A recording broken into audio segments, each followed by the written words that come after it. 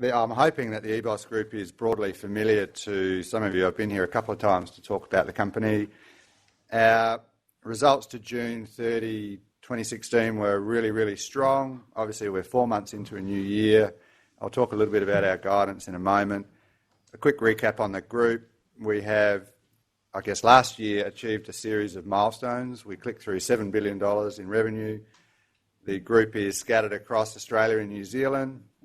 Quick update, there was a major shake in, or as they call it in New Zealand, an earthquake overnight in Christchurch region and also felt into Wellington.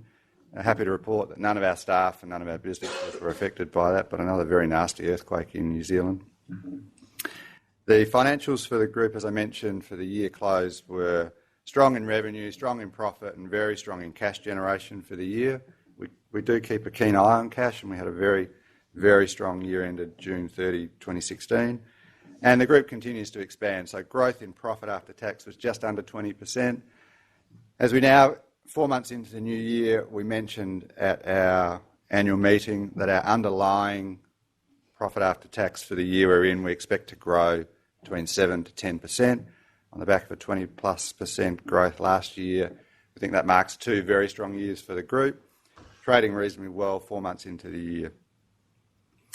This slide gives 3 years of information. That's 3 years of comparable data. There was a very large transaction in FY13 when the Symbion Group was acquired by EBOS. So this data is useful in that it's got that transaction prior to this point. And as noted, we're seeing across the key metrics of revenue, profit and cash generation a good trend, a good strong number. Importantly, our dividends have grown correspondingly. We have a policy of paying between 60 and 70% of profit after tax in dividends. For Australian shareholders, they're fully franked. For New Zealand shareholders, they're imputed to about 30%. Most of our tax is paid here in Australia now. We earn about 80% of our earnings in Australia and about 20% in New Zealand. I think the Morgans Group is well known to be, or to have been giving a lot of help to the Terry White Group, a public non-listed group based in Queensland. A company or a business within EBOS merged with the Terry White Group at the end of October. The deal was completed, so now we have an Australian retail pharmacy group known as Terry White Chemmart. The group is based in Brisbane. The EBOS Group owns just over 50% of that company. Our intention is to see that business grow. It has approximately 500 pharmacies across Australia as part of that group. It's a franchise model. The franchisees pay fees to the management company. The management company essentially runs the pharmacies or helps the pharmacies coordinate their marketing and product ranging and grow the franchise network. Those results will be consolidated inside the EBOS Group from 1 November going forward. The year we're in, we'll see very little change to our earnings as a result of that transaction.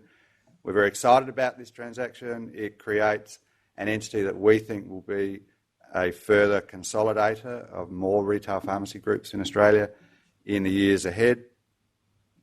We are prepared to back that entity much further. There is some prospect of the group in the future looking to separately list on the exchange. That's not a decision that's been made categorically by the board at this point. I've joined the board of that company. The management will be separate to the management of other businesses within the EBOS Group. And as mentioned, I do think this has got a nice profile going forward now. That retail pharmacy market is consolidating and scale is important. So a large national franchise group now rebranded, and you'll see that new signage, the green livery and the green cross, which is synonymous throughout Europe with pharmacy, will come into the Australian market from early next year onwards. So I'd imagine by March, April through to June, July, we'd see a lot of activity across Australia as 500 pharmacies start to rebrand. And we'll put a lot of marketing weight behind that. Finally, on the slides from me, the EBOS Group has not changed its approach one bit over the last several years. We are invested in animal care and human health care. That's our focus. Australia and New Zealand remain markets that are where we will invest. We're not looking to invest beyond Australia and New Zealand at this point. We do two types of things with the money that our shareholders leave with us. We invest internally. We've got a couple of major distribution centres that we're investing in right now, one in Brisbane and another one in Sydney. And we always look for external acquisitions. The most recent ones, Terry White Chemmart I mentioned, Red Seal and Black Hawk are branded products, one in human consumer products and one in animal care. We've been a very acquisitive company for many, many years, and that's likely to continue.